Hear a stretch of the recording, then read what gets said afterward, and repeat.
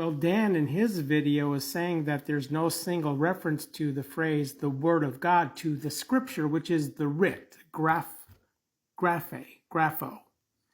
that which is written or the writings. We're first understanding that prophecy of the writ concerns that which the prophets spoke through the writings, okay? And Jesus on occasion after occasion referred to the prophets who spoke in the writ in relationship to the Word of God.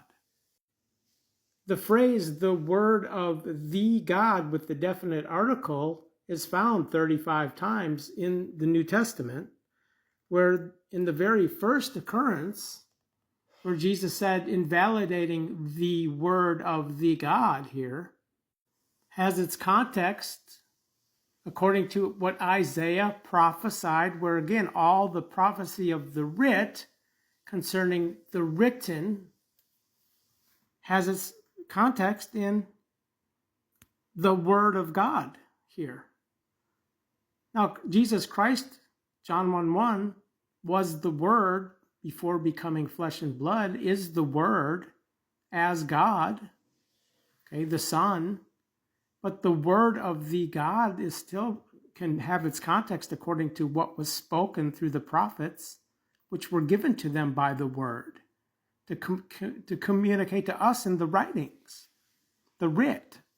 I mean, we find many occurrences of the word, logos, in relationship to that which is written. It doesn't say Word of God, but it's the same context.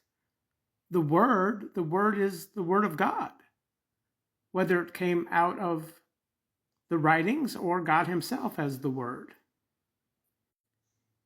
We can't separate the writ from God. All the writ is God-spirited. So when I asked about John chapter 10, verse 5, where we actually find the term Word of God in relationship to the writ, is my question.